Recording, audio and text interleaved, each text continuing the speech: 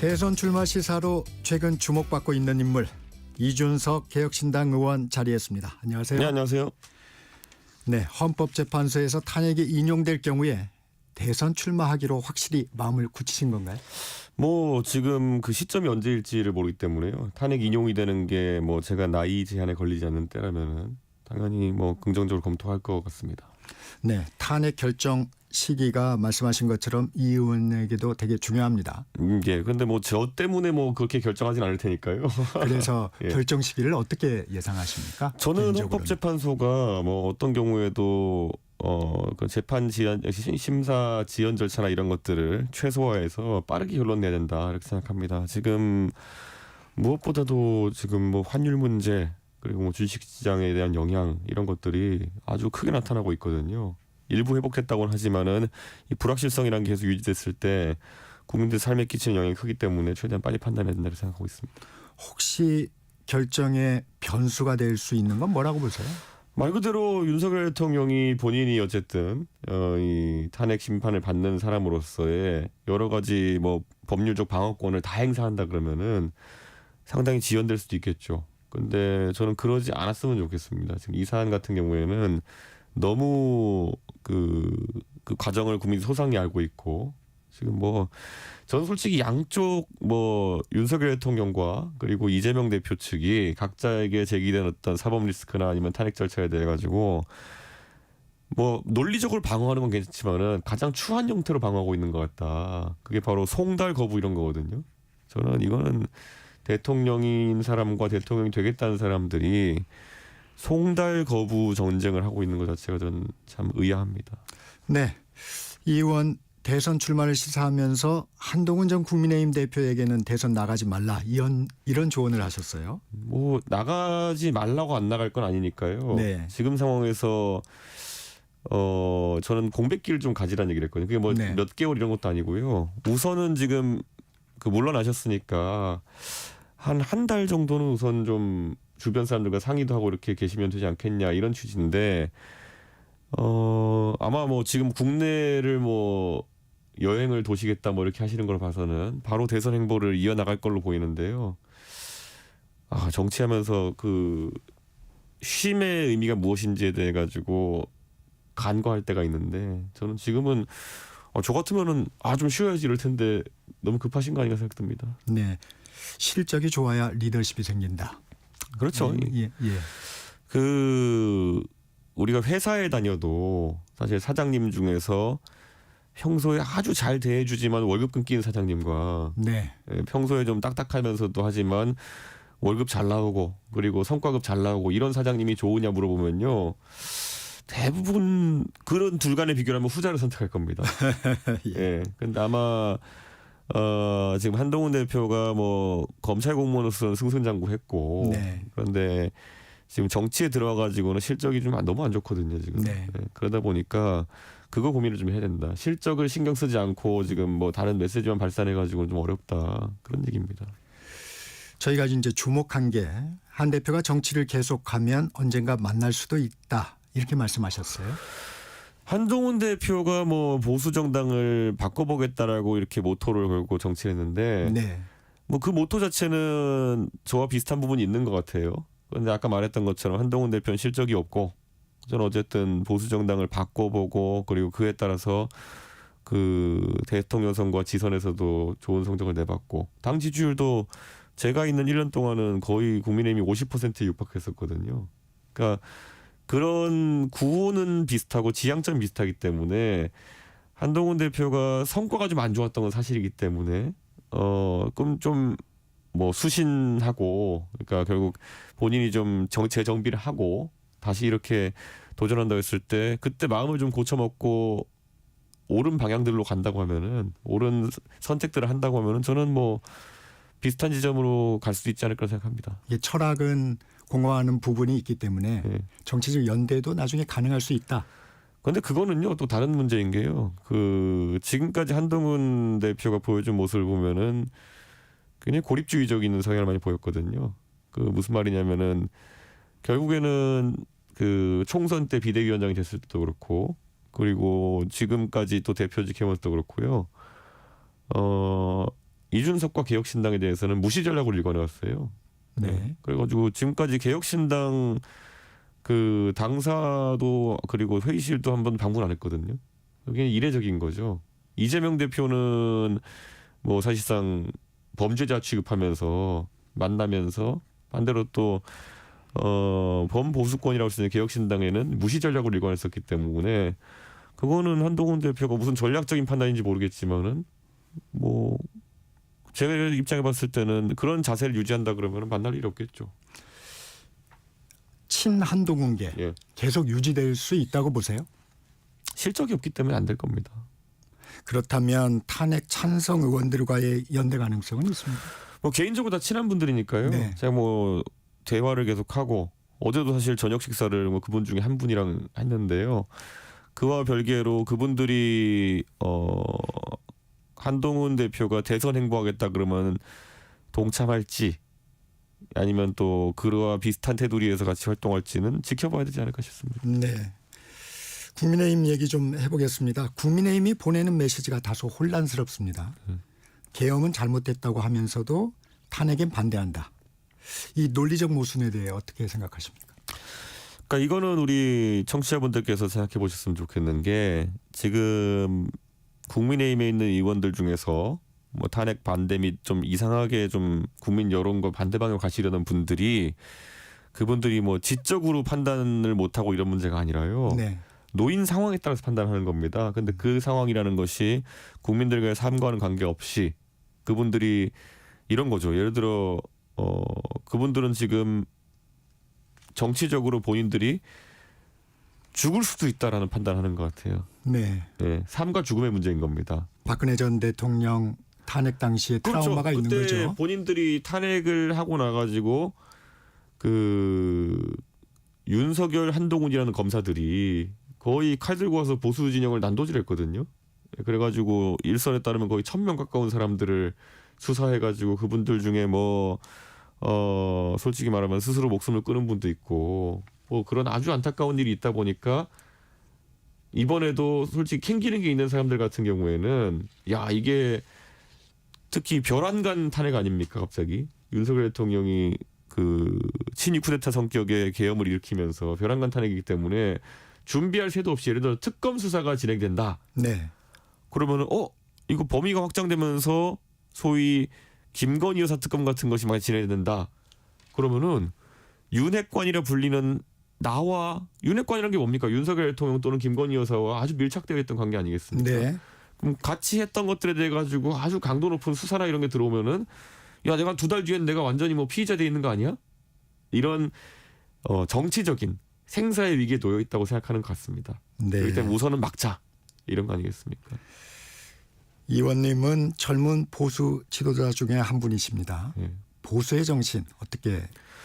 전 책임감이 있어야 되고요. 저는 보수 정치에 있어서 지금 2번이나 탄핵을 받아들이게 된 것은 결국 그걸 구현하는 사람들이 굉장히 이상한 사람들이 있는 거거든요. 사실 전 윤석열 대통령은 아직도 보수인지 아닌지 잘 모르겠어요.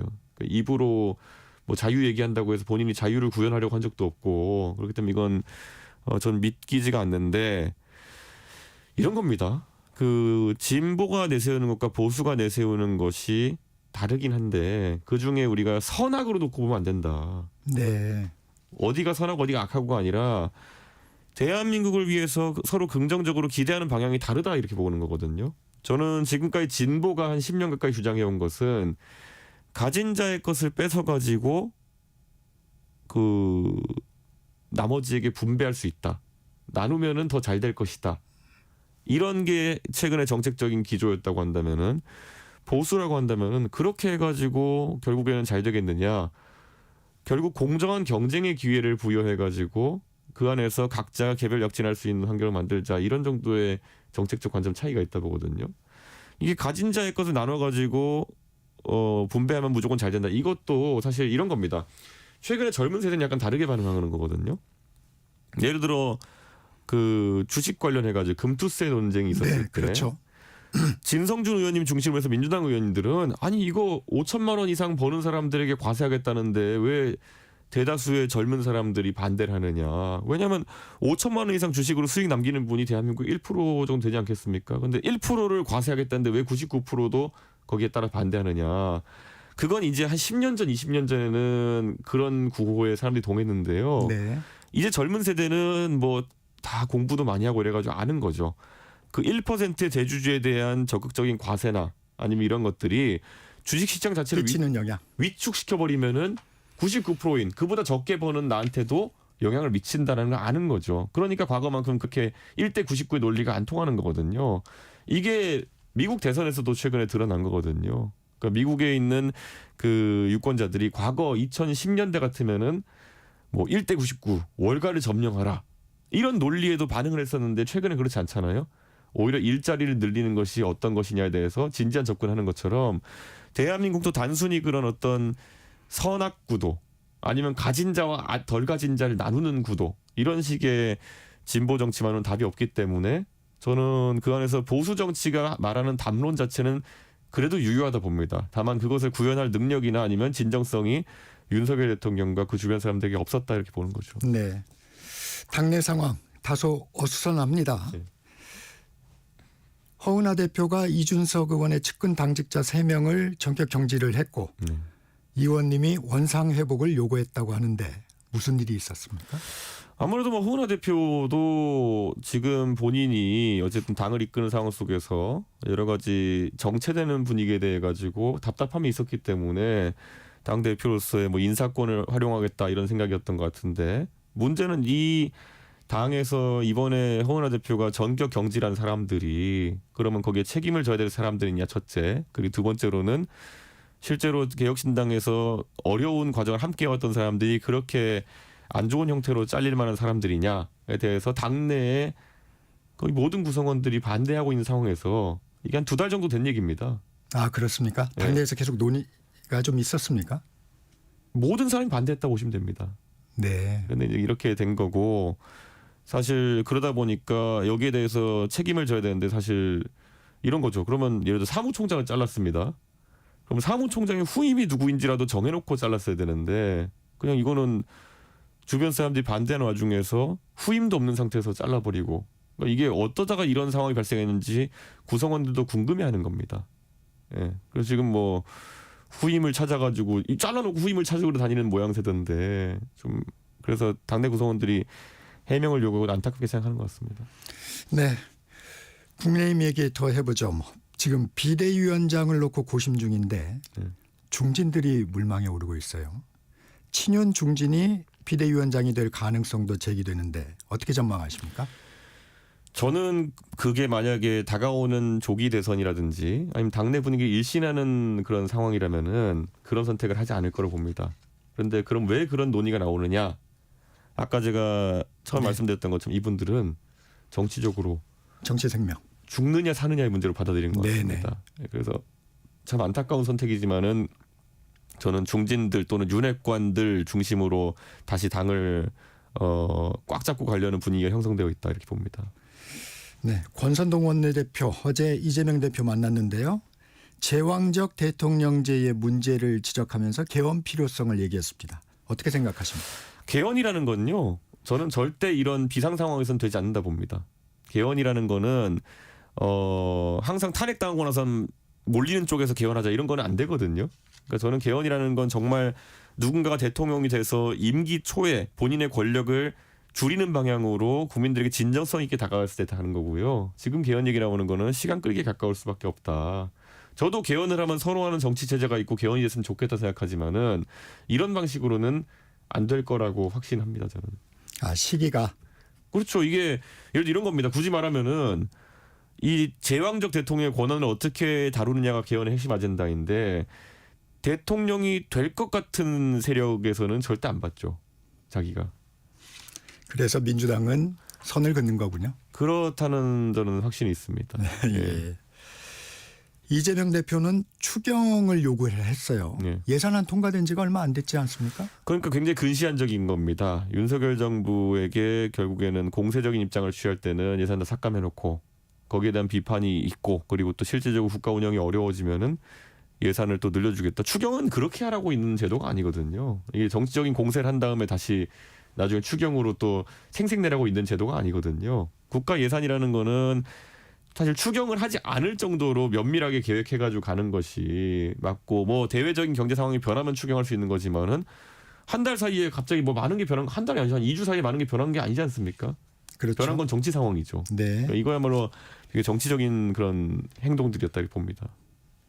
국정안정협의체, 이재명 대표가 제안한 국정안정협의체는 어떻게 보세요? 한동훈 대표가 사실상 굳이 비판하자면 한 2주 전쯤에 본인이 뭐 한덕수 총리랑 두 분이 서가지고 소통형 행사하려다가 국민들에게 많은 지탄을 받았던 적이 있는데요. 국정안정협의체라는 게 뭡니까? 그때는 여당 대표인 한동훈 대표가 내가 국정을 이끌겠다고 했다가 지탄받은 거고, 지금은 야당이 지금 이제 그런 얘기를 해가지고 흡사 본인들이 여당이 된 양 그러는 거 아니겠습니까? 저는 국가에서 헌법이 지정한 절차에 따르면은 결국 한덕수 총리님이 권한 대행으로서 거의 네. 대부분의 대통령의 권한 행사하도록 되어 있는 거거든요. 예를 들어 이런 겁니다. 상정하고 싶지 않지만 예를 들어서 내일 만약에 국방 상황에서 급변 사태가 발생한다. 북한이 뭐 도발을 한다. 그러면은 우리는 헌법에 따라 가지고 한덕수 총리님 중심으로 그런 상황을 해결해야 되는 겁니다. 그게 우리 헌법이 정해놓은 비상상황에 대한 대처법이거든요. 근데 뭐 흡사 국가적 비상사태에도 그럴지언정 지금 나머지 상황에 대해 가지고 갑자기 야당이 주도하는 그런 국정협의체가 뭘 한다? 그게 바로 위헌입니다. 네. 윤 대통령 그 수사든 탄핵이든 당당히 맞설 것이라고 했는데 현재까지 모습은 좀 다릅니다. 소환 통보에도 응하지 않고 서류도 받지 않고 있는데 이제 수사기관이 좀 정리가 됐어요. 네. 이제 수사가 일어나되면 수사에 응할 것으로 보입니다. 지금 상황에서는 안 할 것으로 보입니다. 왜냐하면 딱 풍기는 분위기가 그렇잖아요. 그런데 저는 참 윤석열 대통령이 그 수사 검사로서 상당히 스타 검사로 유명했던 분인데, 이게 검사라는 분들도 남 잡아놓는 거는 전문가인데 본인이 정작 수사의 대상이 되니까 이렇게 허술할 수 있구나. 왜냐, 국민들의 이런 트라우마나 이런 것들은 전혀 감안하지 않고 본인이 법률 기술자로서의 방어를 하려고 하는 것 같은데요. 안타깝고요. 저는 국민들께 가감히 말씀드리고 싶은 게 정치권에서 좀 법률가 좀 덜 봤으면 좋겠습니다. 지금 어쩌다 보니까 지금 다시 여야의 사령탑도 법대 출신들, 변호사 출신들이 지금 하고 있는 거고요. 권성동 대표 검사 출신, 이재명 대표 변호사 출신, 대통령도 검사 출신, 한동훈 전 대표도 검사 출신.